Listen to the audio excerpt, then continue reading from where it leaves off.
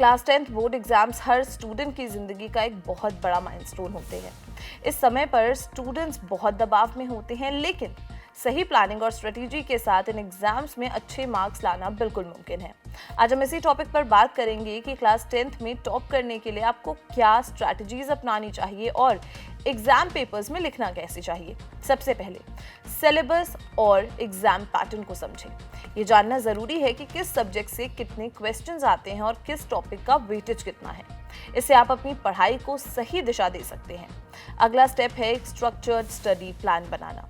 अपने सिलेबस को छोटे हिस्सों में बांटकर डेली और वीकली गोल सेट करें। इसके लिए आप पोमोडोरो टेक्निक का इस्तेमाल कर सकते हैं। इसमें आप 25 मिनट पढ़ाई करते हैं और 5 मिनट का ब्रेक लेते हैं। उसके बाद पढ़ाई के लिए एनसीईआरटी बुक्स पर फोकस करना सबसे ज़्यादा ज़रूरी है, स्पेशली सीबीएसई स्टूडेंट्स के लिए।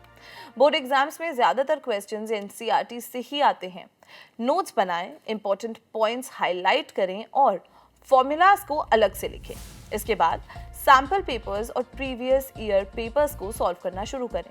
इससे आपको एग्जाम पैटर्न समझ आएगा और आपकी स्पीड और एक्यूरेसी बढ़ेगी। प्रैक्टिस से आप अपने वीक एरियाज को भी पहचान सकते हैं। अपने वीक एरियाज को आइडेंटिफाई करें और उन पर ज़्यादा ध्यान दें। अगर किसी टॉपिक में दिक्कत है तो टीचर्स या क्लासमेट से मदद लेने में झिझक ना रखें।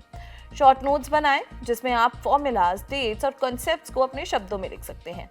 एग्जाम से पहले रिवीजन के लिए ये नोट्स बहुत हेल्पफुल होते हैं। पढ़ाई के साथ साथ अपने स्वास्थ्य का भी ख्याल रखें। प्रॉपर नींद लें, रेगुलर ब्रेक्स लें और सही डाइट लें। एक स्वस्थ शरीर ही एक फोकस्ड माइंड को सपोर्ट करता है। स्ट्रेस को मैनेज करना भी बहुत ज़रूरी है। अगर आप परेशान महसूस करते हैं तो डीप ब्रीदिंग करें या थोड़ा वॉक करें। आपको एग्जाम पेपर में कैसे लिखना है ये भी उतना ही ज़रूरी है जितना आपको पता है। सबसे पहले क्वेश्चन को ध्यान से पढ़ें और आंसर प्लान करें। सवाल में क्या पूछा गया है उसको समझें और एक ब्रीफ आउटलाइन बनाएं। अपने आंसर को स्ट्रक्चर्ड रूप में लिखें। हर आंसर को इंट्रोडक्शन, बॉडी और कंक्लूजन में बांटें। पैराग्राफ्स का इस्तेमाल करें और अलग अलग आइडियाज को पैराग्राफ्स में लिखें। साफ और अच्छी हैंडराइटिंग में लिखें। हेडिंग्स और इंपॉर्टेंट पॉइंट्स को अंडरलाइन करें। बुलेट पॉइंट्स और नंबरिंग का इस्तेमाल करके इंफॉर्मेशन को क्लियर करें।